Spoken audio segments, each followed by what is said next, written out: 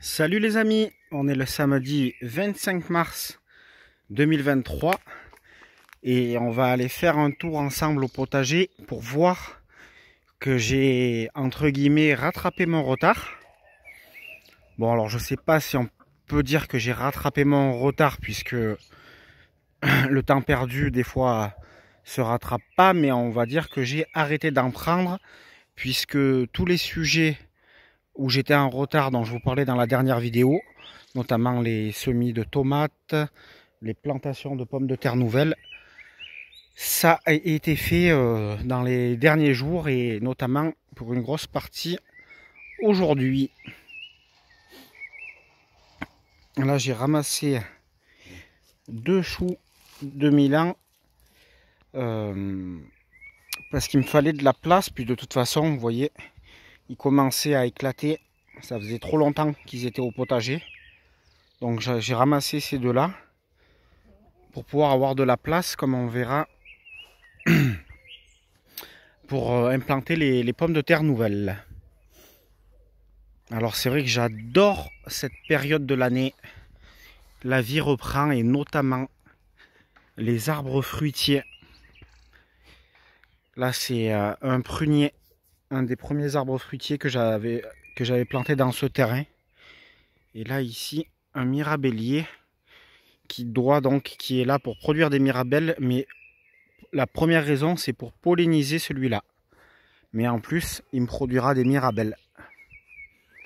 On voit aussi le cerisier qui commence à fleurir, qui repart lui aussi. Et donc voilà, c'est vrai que ça fait vraiment plaisir de voir les arbres fruitiers qui redémarrent, et notamment ceux qui redémarrent pour la première fois. Alors il n'y en a pas beaucoup sur ce terrain. Tous les arbres fruitiers que j'ai plantés, la plupart se trouvent sur un autre terrain que je vous filme pas dans les vidéos, mais voilà, il y en a une bonne vingtaine qui sont arrivés cette année et qui repartent à peu près tous pour l'instant, donc ça me fait vraiment très plaisir.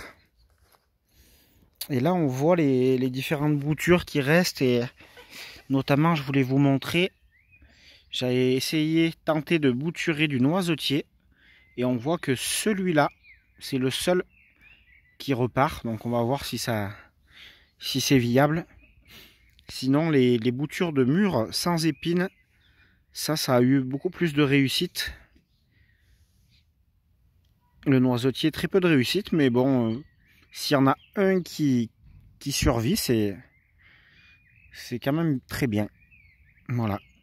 Et j'avais tenté aussi de semer des noyaux de pêche de vigne. Mon pêcher de vigne, variété Lisette, avait donné des pêches l'année passée. Et donc, celles que j'ai pas pu consommer, qui ont pourri sur l'arbre, je les ai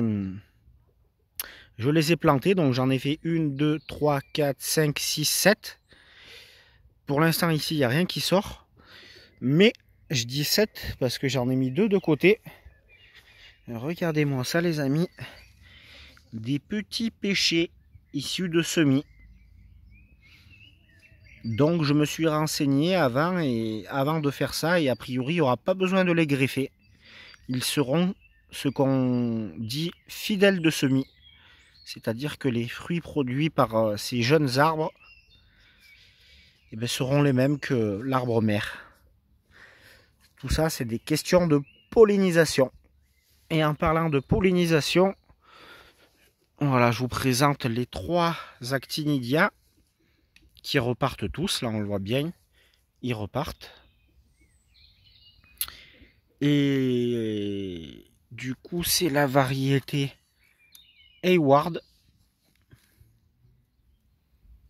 pépinière cochée, comme la plupart du temps. Et celui-là, il est marqué en rouge parce que lui c'est un mâle.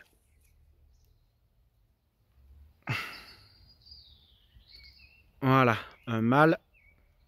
Et donc, il sera là pour polliniser les 2 femelles. Voilà, mes petites fées de joie, pareil, qui viennent de la pépinière.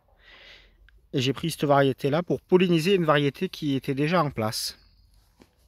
Mais je ne les ai pas encore replantées.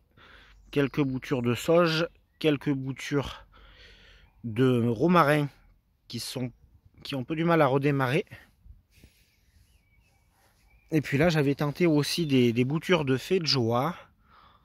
La plupart ont dépéri, mais il en reste encore quelques-unes d'un peu vivantes. On verra bien ce que ça donne. Voilà, j'ai désherbé tout ce qu'il y avait à désherber, notamment les petits pois.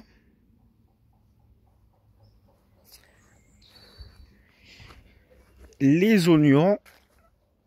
Tous les oignons, j'ai tout désherbé. On en voit une partie ici. Ça continue ici. Voilà, un bon désherbage pour limiter la concurrence des herbes sauvages et laisser donc à notre légume qu'on veut développer tous les nutriments du sol et aussi et surtout toute la luminosité. Voilà les oignons désherbés. Là normalement vous verrez pas d'herbes sauvages ou alors très peu, comme par exemple ici. Hop.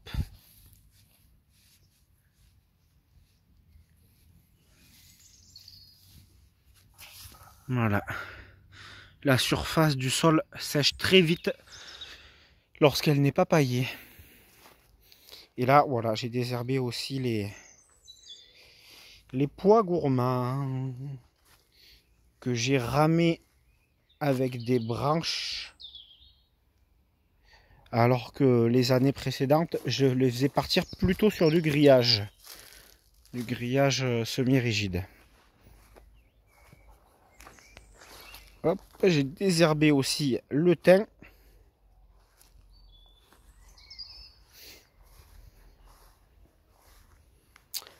Et puis donc j'ai semé, donc ça y est, aujourd'hui toutes les tomates. Donc je vous les montre pas parce qu'elles sont dans la maison, elles sont entérines et elles vont rester dans la maison jusqu'à la levée. Et ensuite, dès qu'elles lèvent, il faudra immédiatement que je les sorte parce que la maison elle est orientée est-ouest et j'ai pas de véranda au sud ou de grande baie vitrée au sud, ce qui fait que si je les laisse dans la maison, elles vont très vite manquer de luminosité et il va se produire un phénomène que beaucoup de jardiniers connaissent, c'est-à-dire que les plants vont filer, c'est-à-dire qu'ils vont grimper pour chercher désespérément de la lumière, ils vont être tout fins, tout frêles et ils ne seront pas du tout robustes, ils ne seront pas vraiment viables. Donc ça, c'est à éviter, c'est pour ça que je les sortirai et que je les mettrai dans une mini serre pour qu'ils aient suffisamment de chaleur et beaucoup de luminosité. Donc là, j'ai fait mon semis de poireaux. Donc vous voyez, le poireau, c'est un cycle vraiment d'une année complète puisque je finis de ramasser les derniers poireaux qui se trouvent là et là-bas. Vous voyez, j'ai quand même ramassé plus de la moitié de la planche. Et donc, j'ai pas fini encore de ramasser les poireaux 2022, que je sème les poireaux 2024. Et oui, parce que ceux-là, je vais commencer à les ramasser décembre 2023, mais surtout janvier, février, mars 2024. Ceux qui viennent d'être semés aujourd'hui. Voilà, dans la continuité, j'ai fait un petit semis de radis, le premier de l'année. Et j'ai protégé, comme vous le voyez, tout ça par un filet. Parce que si je laisse sans le filet, il y a malheureusement de grandes chances que les chats viennent prendre ça pour leur litière et me détruisent un peu mes semis, un peu, voire en totalité. Voilà les choux que je vous ai montré tout à l'heure, ils étaient là. Tout était paillé, j'ai dépaillé. Alors la préparation du sol. Pomme de terre, c'est un légume racine, donc par acquis de conscience, j'y passe un coup de grelinette pour décompacter le sol. Mais en réalité, je pense qu'il n'y en a pas vraiment besoin. Mais bon, je me dis que ça peut être mieux parce que si vous regardez le sol paillé, vous voyez, on dépaille, déjà on voit tout de suite un ver de terre. Et vous voyez que c'est pas... C'est une structure qui est relativement bonne. J'ai pas de mal à enfoncer ma main dedans.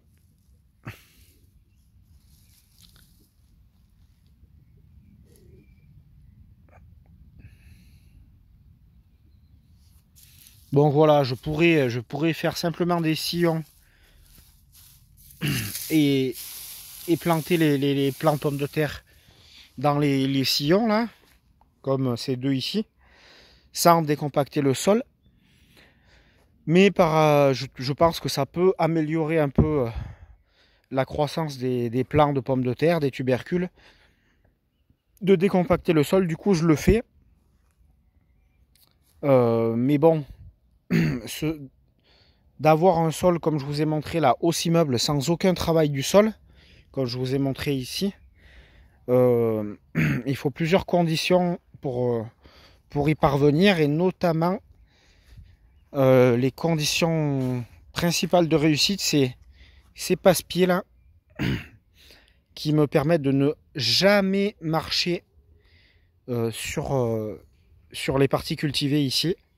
Donc ici, jamais personne ne marche, jamais d'appareil à moteur ne passe dessus. Et du coup, la vie du sol et les vers de terre décompactent en permanence. Et comme c'est jamais recompacté, ça reste décompacté en permanence. Et le deuxième élément pour avoir un sol comme ça, c'est le paillage. Donc le paillage qui protège du phénomène de battance de l'eau de pluie, qui protège du phénomène de croûte dû à l'assèchement du sol par le soleil, qui protège la vie du sol. Et donc voilà, c'est surtout grâce à ces deux facteurs-là que j'ai un sol bien meuble, et aussi dû au fait que c'est pas un sol trop argileux de base. Voilà, ensuite je vais venir enfoncer légèrement les pommes de terre sur toute la longueur, et ensuite au râteau venir reboucher les sillons. D'habitude avec 3 kg de semences je finis la planche, mais là ça doit être une question de calibre. Le calibre doit être un peu plus important que ce que j'achète d'habitude, ce qui fait qu'il y a moins de plants au kilo. Mais bon, ça pose pas de soucis particuliers. Voilà, et les échalotes que j'avais prévu de semer, de repiquer en même temps que les oignons, que j'avais pas vraiment repiqué, du coup je les fais maintenant un peu en retard.